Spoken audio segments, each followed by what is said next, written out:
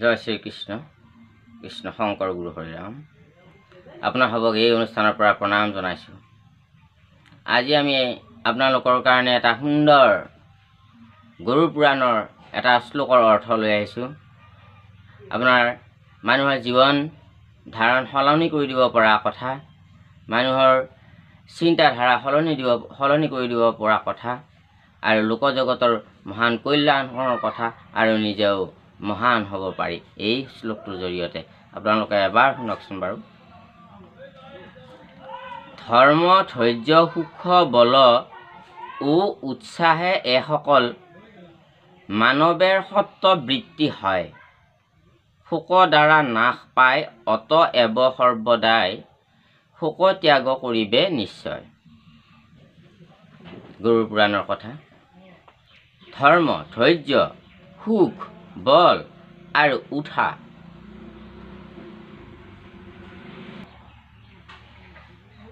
যে মানৱেৰ সত্ববৃত্তি হয়, এইকেইটা মানুহৰ সত্ববৃত্তি বুলি কয় বা সাত্বিক গুণ বুলি কয়। যে আমি ধৰ্ম কৰাটো সাত্বিক গুণ। আমি প্ৰতি মুহূৰ্তৰ জীৱনৰ প্ৰতিটো ক্ষণত, প্ৰতিটো ঘণ্টাত, প্ৰতিটো দিনত, প্ৰতিটো মুহূৰ্তত আমি পাৰিলে ধৰ্ম ৰক্ষা কৰি আমি চলিব লাগে, কৰ্ম কৰিব লাগে, চিন্তা কৰিব লাগে। চিন্তা কৰাটো যিহেতু এটা কৰ্ম, প্ৰথম মানুহৰ কৰ্ম এটা কৰাৰ আগতে চিন্তাটো আহে মগজু। গতিকে চিন্তাটোৰ পিছতহে কৰ্মটো কৰা যায়। গতিকে চিন্তাটো সাত্বিক হ'লেহে কৰ্মটো সাত্বিক হ'ব। গতিকে ধৈৰ্য, আমি বিপদত ধৈৰ্য ধৰিব পৰা যিটো গুণ, সেইটোকো সাত্বিক গুণত ধৰি থৈছে। কাৰণ ধৈৰ্য অবিহনে মানুহ জীৱনত বিফল হৈ যায়। ধৈৰ্য অবিহনে মানুহে কেতিয়াবা নিজে নিজৰ জীৱন কেতিয়াবা নাস্তিকতাৰ ফালে লৈ যায়, কেতিয়াবা নেগেটিভৰ ফালে লৈ যায়। গতিকে সুন্দৰ জীৱন এটাও বৰবাদ হৈ যায় ধৈৰ্যৰ অভাৱত। গতিকে ধৈৰ্য এটা সাত্বিক গুণ। আমি দিন একে নিচিনাকৈ নাযায় কাৰো। ধৈৰ্য ধৰিলে, ভগৱানৰ সদায় ভক্তিত থাকিলে এটা সময়ত আপোনাৰ ভাল দিন আহিবই।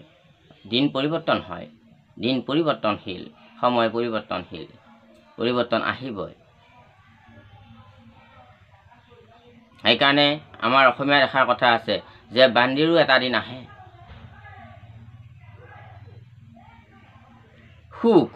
সুখটো মানুহৰ সাত্বিক বস্তু, আৰু সাত্বিকভাৱে মানুহৰ সুখটো গ্ৰহণ কৰিব লাগে। মই টকা পইচা সা সম্পত্তি কিবা কিবি নদন বদন বহুত নতুনকৈ পাই গ'লোঁ, আৰু অহংকাৰী হৈ গ'লোঁ, গুৰু গোসাঁই নমনা হ'লোঁ, ধৰ্ম কৰ্ম নমনা হ'লোঁ, জীৱৰ প্ৰতি দয়া ভাৱ নাইকিয়া হ'ল, মানুহৰ প্ৰতি দয়া ভাৱ নাইকিয়া হ'ল, সহানুভূতি নাইকিয়া হ'ল, সহায় সহযোগ কৰাৰ মানসিকতা নাইকিয়া হ'ল। সেইটো হ'লে কিন্তু সেইটো সাত্বিক বুলি কোৱা নাই, সেইটো ৰাজসিক তামসিক গুণত পৰি থকা বুলি কৈছে সেইটো চিন্তা। আৰু সুখটো হ'ল সাত্বিক বস্তু, যে পৰোপকাৰ, যে মই যেনেকৈ সুখত আছোঁ আনো সুখত থাকক, আনজনেও তেনেকৈ ভাল জীৱিকা নিৰ্বাহ কৰক, ভাল হওক, পৰিয়ালটো গুণী জ্ঞানী হওক, শিক্ষিত হওক, এইটো সদায় কামনা কৰে। লোকৰ হিত যিয়ে কামনা কৰিব পাৰে, আৰু লোকৰ হিত কামনা ৰাখি অন্তৰত নিজৰ কৰ্তব্য কৰ্ম কৰি যাব পাৰে সাত্বিকভাৱে, সেইটোকেই সাত্বিক সুখ বুলি কৈছে। আৰু বল, আমাৰ শৰীৰত যিটো বল আছে, আমাৰ শক্তি আছে, সামৰ্থ্য আছে, এই বস্তুখিনি সদায় সৎ পথত আমি ব্যৱহাৰ কৰিব লাগে। আপোনালোকে ভাগৱত, মহাভাৰত, ৰামায়ণ আদি পঢ়ি নিশ্চয় আপোনালোকে শুনি নিশ্চয় আপোনালোকৰ জ্ঞাত যে এই শক্তিবিলাক অপব্যৱহাৰ কৰাৰ কাৰণে ৰাৱণ এদিন ধ্বংস হৈ গ'ল। কাৰণ শক্তিমান আছিল, সৰ্বশক্তিমান আছিল তেওঁ ৰাৱণ, আমি সকলোৱে জানো হওক। কিন্তু গতিকে ৰাৱণ এদিন শক্তিৰ অপব্যৱহাৰ কৰাৰ কাৰণে আয়ুস কমি গ'ল। মানুহৰ যেতিয়া নিজৰ শক্তিৰ অপব্যৱহাৰ কৰে, তেতিয়াহ'লে মানুহৰ শাস্ত্ৰমতে আয়ুস কমি যায়, শ্ৰী কমি যায়, যশ কমি যায়।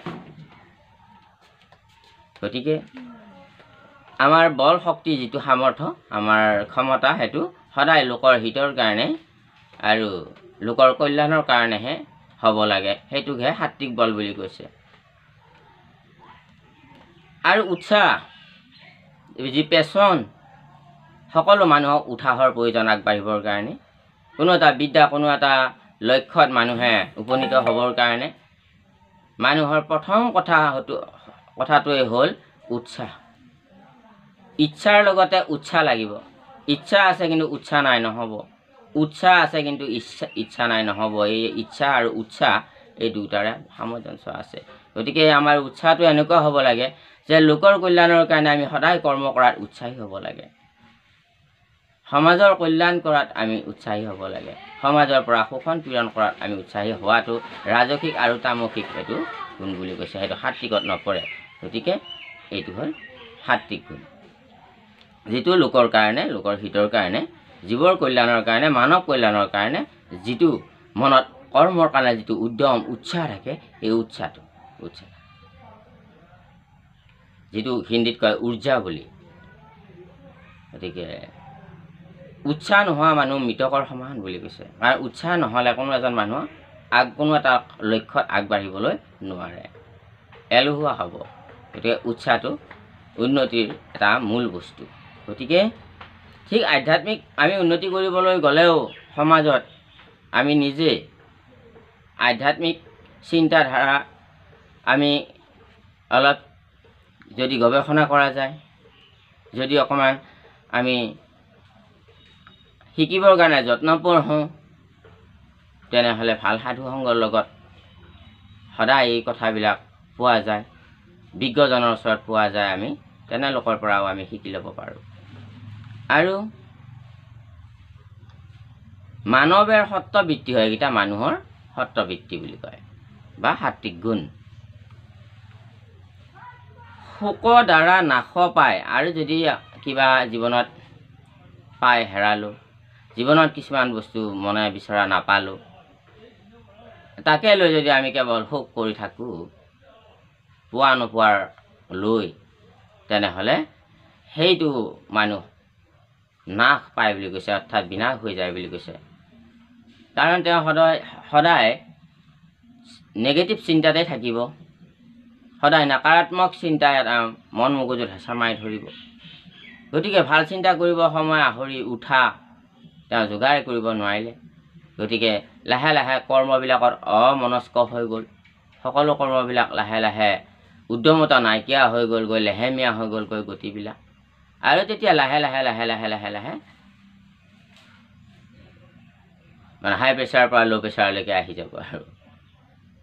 গতিকে সেইকাৰণে শোকটো সদায় মানুহে ত্যাগ কৰিব লাগে, কাৰণ আমি যি কৰ্ম কৰি আহিছোঁ, সেই আৰব্ধ প্ৰাৰব্ধ অনাৰব্ধ তিনি কালৰ যি বিধিৰ বিধান আছে, আমি পূৰ্বত যি কৰি আহিছোঁ সেইখিনিহে আমি পাবলৈ সক্ষম হ'ম, আৰু সেইখিনিহে আমি পৃথিৱীত ভোগ কৰিবলৈ সক্ষম হ'ম। গতিকে চেষ্টা ৰাখক, কষ্ট কৰক, ঈশ্বৰৰ আৰাধনা কৰক, লোকৰ কল্যাণ কৰক, সোনকালে ভগৱানে আপোনাৰ হ'ব কৃপা কৰিব। তেনেহ'লে ভগৱানে সদায় তেওঁৰ চৰণত যি শৰণাগত হয়, সিজন প্ৰধান জগতৰ শত্ৰু হ'লেও তেওঁক ভগৱন্তই সদায় তৎক্ষণাত শৰণ দিয়ে, তৎক্ষণাত কৃপা কৰে প্ৰভু। যেনেকৈ বিভীষণক কৃপা কৰিছিলে, শত্ৰুপক্ষৰ আছিল যদিও ৰামৰ চৰণত শৰণাগত হোৱাৰ লগে লগে একো বিচাৰ নকৰি শৰণাগতক আশ্ৰয় দিব লাগে বুলি বিভীষণৰ নিচিনা এজন বিপৰীতপন্থী এজন মায়াবী সাংঘাত যোদ্ধা এজনকো তেওঁ চৰণত ঠাই দিছিলে প্ৰভু ৰামে। গতিকে যিসকল ৰাক্ষস ৰাক্ষসী দানৱ অসুৰ দৈত্য ভগৱান কৃষ্ণৰ সন্মুখ হৈছিল ভগৱানৰ বিৰুদ্ধে, আৰু সেইবিলাকক ভগৱন্ত প্ৰভুৰ হাতত নিধন হৈছিল, কিন্তু তেওঁলোকে প্ৰভুৰ কৃপাত গতি মুক্তি পাইছে। গতিকে প্ৰভু দয়াৰ সাগৰ। শোক ত্যাগ কৰিবে নিশ্চয়। গতিকে শোকটো ত্যাগ কৰিলেহে মানুহে জীৱনত শান্তি লাভ কৰিব পাৰিব। পোৱাক লৈ শোক, শোক আৰু নোপোৱাক লৈ শোক, আৰু পাই হেৰুৱাক লৈ শোক, এই শোকবিলাক মানুহৰ এটা মায়াৰ ভ্ৰম। বাৰিষাৰ নৈৰ বানৰ যি সোঁত কিছুদিন আছে, তাৰপিছত আকৌ নাইকিয়া হৈ গ'ল। বাৰিষা কালত সোঁতটো একদম ঢৌ ফেনে ফুটুকাৰে আহে, খৰালি ঠাণ্ডা হৈ লাহে লাহে বয়। ঠিক তেনেকুৱাকৈ এই শোক উৰ্মিবিলাক আহিয়ে থাকিব, যায়ে থাকিব। গতিকে এইবিলাকত আমি মৰ্মাহত হৈ থাকিব নালাগে।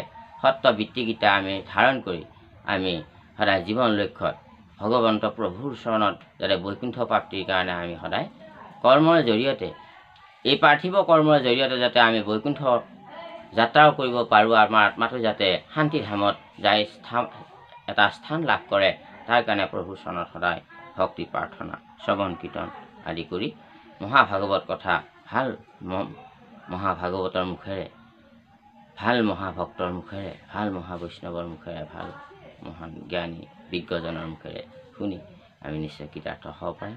নিজে পঢ়িব পাৰোঁ, অধ্যয়ন কৰি চাব পাৰে।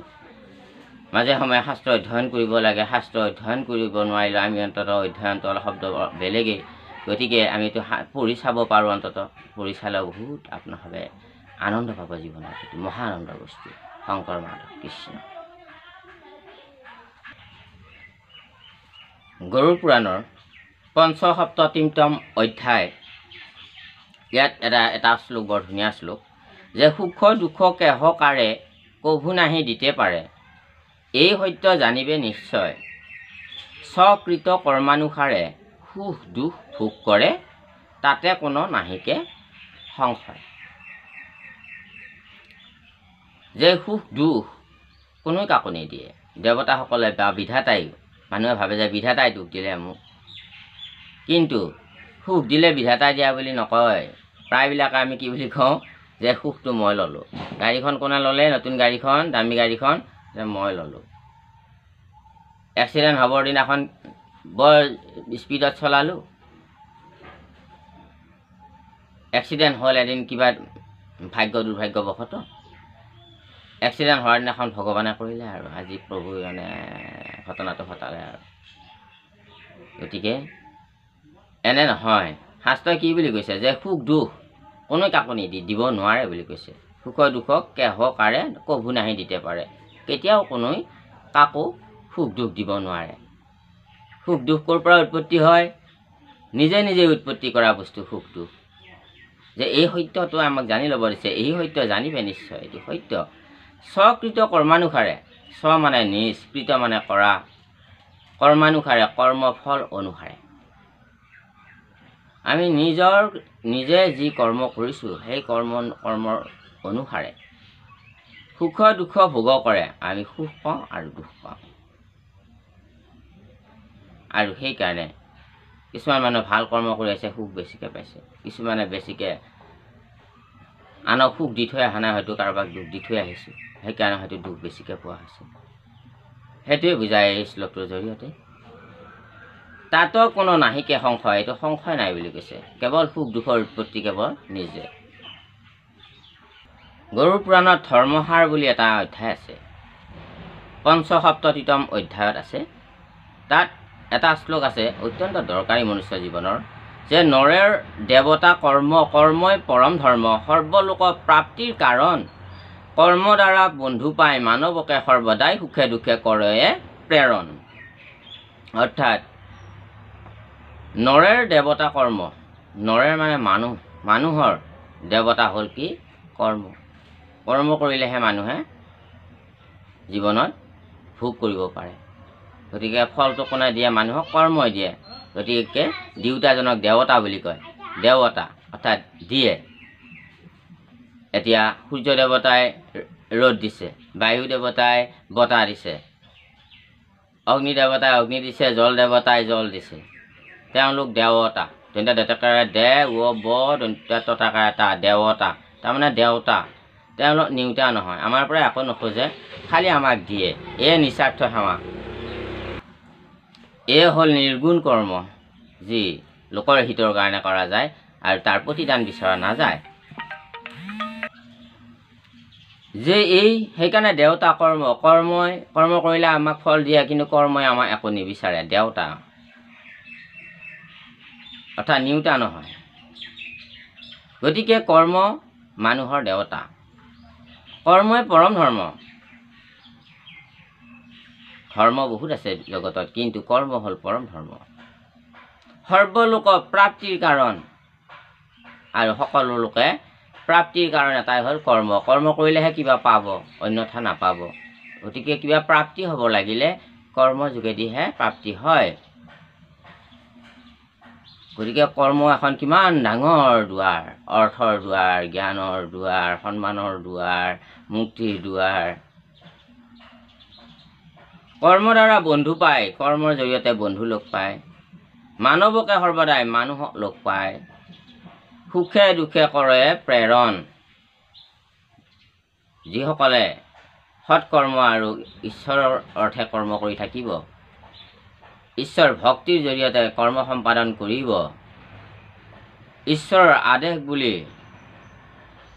এই ঈশ্বৰৰ গৰ্ভতে থাকি তেওঁৰে কৃত কৰি আছোঁ বুলি যিসকলে চিন্তা কৰি, এই নিৰ্গুণ ভাৱ চিন্তা কৰি, নিষ্কাম ভাৱ চিন্তা কৰি কৰ্ম কৰি আছে, তেওঁলোক যি জগতৰ মংগলকাৰী, আৰু তেওঁলোকক জগতৰ মংগলকাৰী বুলি কয়, ভগৱান কৃষ্ণৰ প্ৰিয় লোক তেওঁলোক। আৰু তেওঁলোকৰ যদি কেতিয়াবা কিবা সুবিধা অসুবিধা কষ্ট হয়, তেনেহ'লে ভগৱন্ত পুৰুষে কাৰোবাৰ আত্মাত খেলাই হ'লেও, কাৰণ তেওঁ সকলোৰে হৃদয়ত আছে পৰম ব্ৰহ্মৰূপে, গতিকে সনাতন শ্ৰী বিষ্ণু শ্ৰীকৃষ্ণ সেইজন ভগৱান, আৰু সেই ভগৱানে আহি আত্মাত থাকি এটা সৎ বুদ্ধি খেলাই দিয়ে যে ভকতজনক উপকাৰ কৰা। গতিকে এনেকৈ সুখে দুখে কৰে প্ৰেৰণ, সুখৰ দিনতো দুখৰ দিনতো ভগৱন্ত পুৰুষে তেনেকৈ সেই ভকতজনক সহায় কৰি থাকোঁ বুলি কৈছে। জয় শ্ৰীকৃষ্ণ, জয় জগতগুৰু শ্ৰীমন্ত শংকৰ। হৰি ৰাম। আমাৰ চেনেলটো আপোনালোকে ছাবস্ক্ৰাইব কৰি ৰাখিব, যাতে এনে নটিফিকেশ্যনবিলাক আপোনালোকে নিজে নিজে আপোনালোকে পায় চেনেলত। ধন্যবাদ, আপোনালোকক সেৱা জনাইছোঁ। পৰৱৰ্তী ভিডিঅ'ত আপোনালোকক আকৌ আমি লগ পাম বুলি আশা ৰাখিছোঁ। ধন্যবাদ। কৃষ্ণ।